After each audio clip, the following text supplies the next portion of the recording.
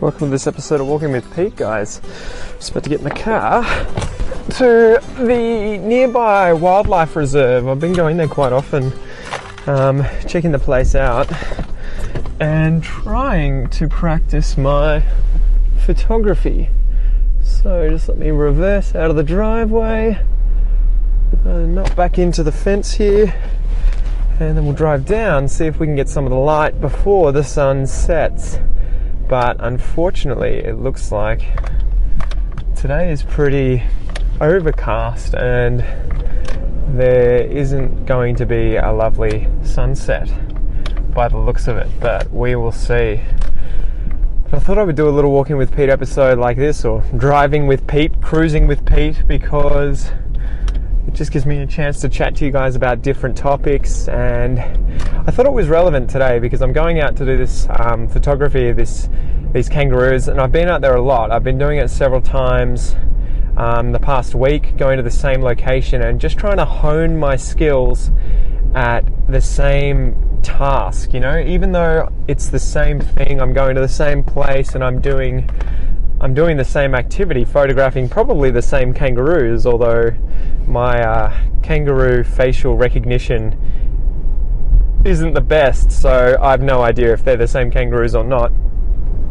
But it's the same sort of thing as anything, right? If you want to get good at something, it's really good to just keep doing the same thing again and again and again, and not always change rapidly, right? You know, like if you're going to be studying English and you're trying to improve your English by watching a TV series, for example, it's pretty easy to just watch the whole thing once and not go over it a few times, right? Whereas I think, for me at least, it's a lot better and I learn a lot more if I go over the same thing many times and I don't just watch it once, never watch it again, and move on. So it's the same thing, I think. I'm trying to improve my photography.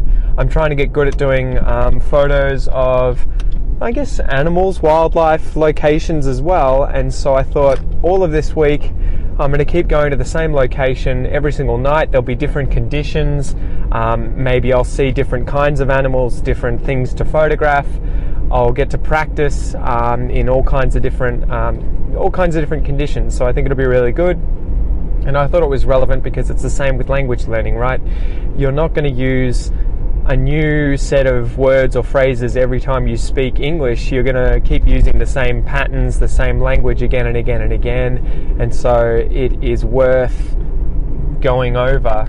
It's worth practicing the same things many times in a row and just constantly honing your skills. And so fortunately, I am almost there. It's that close, guys. And oh my gosh, I can see dozens and dozens and dozens of kangaroos.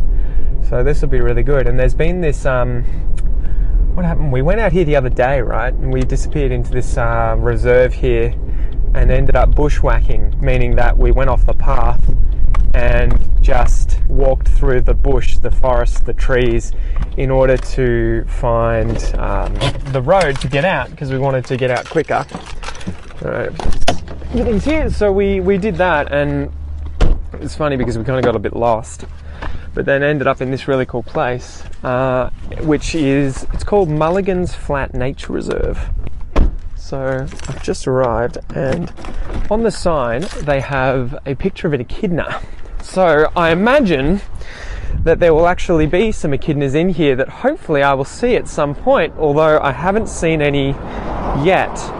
And the other cool thing is, to get in here you have to climb over this fence, so you'll probably hear this. This is like this little metal step ladder that goes over the top of a fence here, so I have to come up it and then go down it. And you're not allowed to bring dogs or cats in here because there's a lot of animals, obviously, but there's also poison. So there's a poison here in Australia called 1080 poison, and it's used for poisoning foxes and cats specifically.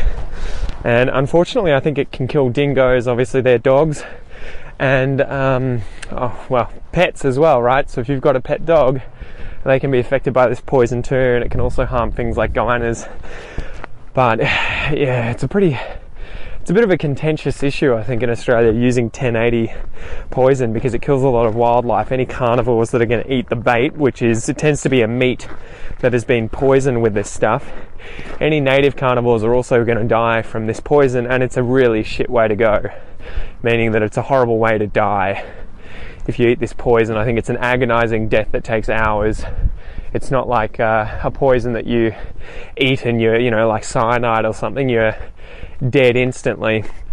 So yeah, there's a lot of people who are pretty against using 1080 poison. I'm dying to see an echidna in here, because we were here the other day, and when we got lost, we went off the path, and there are lots of termite mounds around in the forest here. Termites are those small, I guess they're called white ants here colloquially, but they're not ants. They're not, they're a different kind of insect, different family. They're not ants.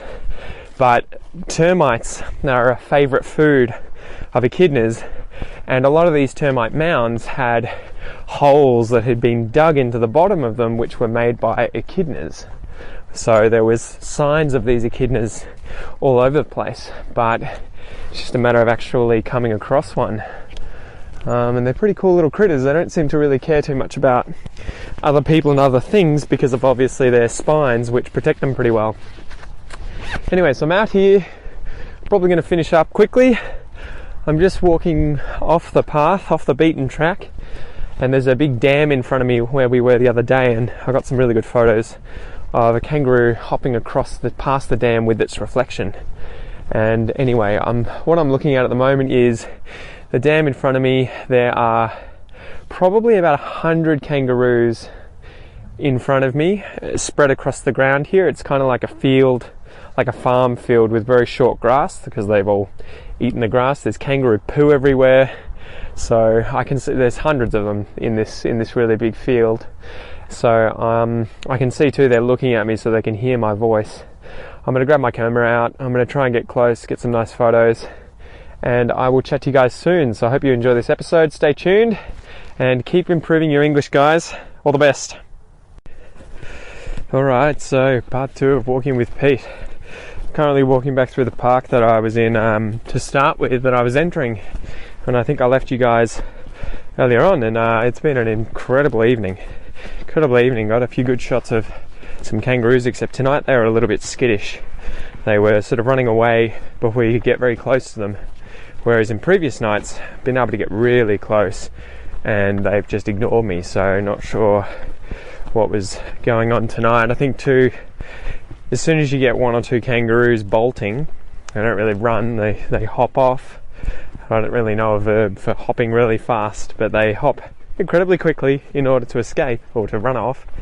And as soon as one of them does it, it seems like the entire mob does it. Remember, guys, a mob is the collective word for a group of kangaroos. And I am currently walking up back to that dam. There's a fence that I'm walking along, and there's a few kangaroos checking me out on the other side of the fence. Getting pretty close to them, though I think they know I can't get to them. Let's see if you can hear them if they hop off. I don't know if you can hear that. They're pretty quiet. But it's been a great night. There's quite a few of these kangaroos. You can see they've got pouches right in front of them, between their legs. And the females tend to have a lot of joeys. Like, it seems to be crazy just how many of them are pregnant with joeys at the moment. And I'm just going to try and get a really good shot of this one that it's allowed me to... Oh no, it's run off. Been trying to get some close-ups of their faces, but that one wasn't having it, although it was only about 4 or 5 meters away. Anyway, tonight was good. There was joeys everywhere, and I think I can see in front of me a whole bunch of them lying down, although it might actually just be a few logs. It's gotten a bit dark, I can't really see very well. Anyway, yeah, so loads of kangaroos, loads of mums, and the joeys kind of like just shove their heads out of the pouches every now and then. But it's kind of pretty cool. It's very quiet in this little area too, because it's kind of a valley between some low-lying hills, some low-lying mountains, and so there's not much wind down here. So when you get down here, you're just sitting here taking photos, chilling out, and it's just dead quiet. Although you can hear the cockatoos in the background going rah, rah, rah. These cockatoos are just going crazy. The last thing I wanted to mention tonight was that it was really good because I stumbled upon, I spied an echidna, which is what I was hoping to see at some point. I didn't expect to see it tonight. Didn't think they'd be out and about. And I was walking up the hill to finish, so I was sort of trying to chase the sun, right? So I'd parked in the car park and then was walking, I guess it's walking west. And I was doing this because I wanted to catch the kangaroos in front of me with the sun behind them, so that when I got some photos of them, their hair was kind of lit up. They had the light coming from behind them. It just looks really good. I really like that sort of angle, I guess. And so I was trying to get that angle, and the sun went down behind the hill on one side of the valley, and so I sort of obviously ran out of light and had to climb the hill, and there were kangaroos on the other side. So that's what I was doing. And I went over there and was taking some photos of a mum and some joeys. And then I spied what I thought was like the end of a log. I thought it was the dark opening of a hollow in a log from far away. And then I sort of saw it move and was like, uh-oh, here's an echidna! So walked over to him. The good thing is they're not very fast. He didn't really see me. He, she, whichever one it was. And so I got a few photos from maybe 5 or 10 meters away. And then I thought, all right, I'm not wearing my best kit. I'm not wearing I'm not wearing a suit or anything expensive. So I thought, you know what, I'm going to get on the ground, try crawling up and getting some close-ups of this guy with Kel's 250mm lens on my camera, which allows me to get pretty close and take some really nice shots. And so I sort of had to commando it up through the grass, the dirt, the dust, and a lot more kangaroo poo than I would have liked. I was crawling through that, and I got within a meter of this little guy. And I mean, I took about half an hour of crawling and creeping up on him. There was a rock between us originally, and I'd sort of crawled up behind this big rock or a boulder and was looking over it, taking a shot or a few shots of this guy. And then I thought, all right, you know what, I've got a few of these photos, let's see if I can get closer. And he had his head down in the dirt, digging up some anthill, eating the ants, and it was crazy. I got so close I could see every time he lifted his head up, he had ants on his face. He was licking his face, eating the ants. His tongue was flicking out. They have an incredibly long tongue. And it was funny because I know they don't have very good eyesight. They can't see very well. So I thought, as long as I don't move too much and I stay low to the ground, he's not going to freak out. And even if he does, echidnas don't run away. That's why they're covered in spikes, right? They hunker down, dig their feet in, and they say, bring it on. And if you touch them, they're protecting themselves, so they're not too worried about it. So I thought, I'll see how close I can get. He couldn't see me very well, but he would put his head up every now and then, and he would try to smell. I think he was trying to get my scent. And every now and then he would kind of sort of shove his head down in the sand or the dirt, trying to hide really abruptly. And then maybe 30 seconds later he'd put his head up again and see if there was movement or anything, and there wasn't. So what a ripper of a night. What a ripper of a night. And now the sun has well and truly gone down. It's pretty dark. I'm back at my car. Just have to open it up and chuck everything in and head home and get ready for the next lesson. But what a night. And I guess that's the whole point, right? Drop my phone. That's the whole point. You do this. That's why you get out there. You never know what's going to happen. And it's kind of funny. When I was young, I used to love going fishing. And I can kind of see the parallels, right, between this and fishing. Because you never know if you're going to see something worth taking a photo of. You never know what's going to be out there. And my dad used to always hate fishing. It was really funny. I was always like, why do you hate fishing? And obviously, he just doesn't like hurting animals, right? So he would always be telling me how much he doesn't like fishing. He would join me though, and he would bring his camera gear. So while I was fishing when I was a little kid, sort of, more or less, my father was also fishing. Let me just get off the road, or get on the road, get off the car park, and yeah, I can see why so many people enjoy it, because you never know what's going to come. You never know if you're going to get a shot that's in focus.